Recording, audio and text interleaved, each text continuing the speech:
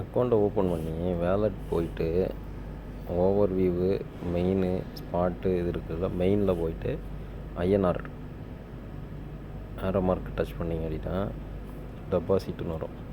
இந்த டெபாசிட்டை கிளிக் பண்ணால் கீழே வந்து இந்தியன் ருபீஸ்னு இருக்கு இல்லையா, அதை டச் பண்ணிங்கன்னா ஒரு இது கொடுக்கும், kindly deposit all for funds with transaction remarks. அதில் வந்து என்ன பண்ணக்கூடாது அப்படின்னு போட்டிருக்காங்க அப்படின்னா, bitcoin, crypto asset, buy coins, பிட்கோயோவா, கிரிப்டோ அசெட்டு அந்த மாதிரி பேர் போடாமல் வந்து நீங்கள் வந்து டெபாசிட் பண்ணுங்கன்னு சொல்கிறான். ஓகே, அதில் போய்ட்டு நீங்கள் எஸ்ஸு கொடுத்துட்டிங்கன்னா அதில் வந்து கேட்கும் எந்த பேங்க்கில் டெபாசிட் பண்ணுறதுன்னு கேட்கும். உங்களுக்கு என்ன பேங்க் கொடுத்துருக்கு அப்படிங்கிறத நீங்கள் உங்கள் அக்கௌண்ட்டில் செக் பண்ணி பாருங்கள்.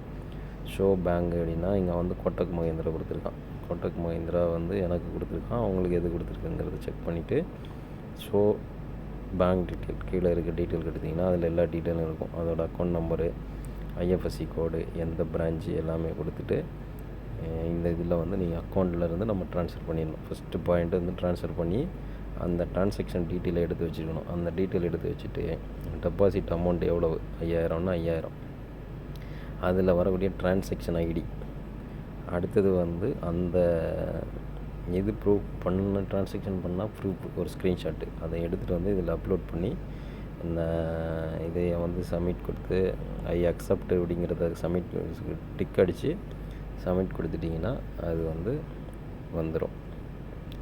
எவ்வளோ டெபாசிட் பண்ணியிருக்கீங்க, என்ன டீட்டெயிலுங்கிறது அதில் வந்துடும். நான் இதில் டெபாசிட் பண்ணதுனால இது ரெட்டுன்னு வருது. இவ்வளோ தான் விஷயம். டெபாசிட் பண்ணுற ப்ரொசீஜர் அவ்வளோதான். அதில் ஈஸியாக போய் ப்ரொசீஜரை வந்து டெபாசிட் பண்ணி ஒரு 1000 செக் பண்ணி பாருங்கள்.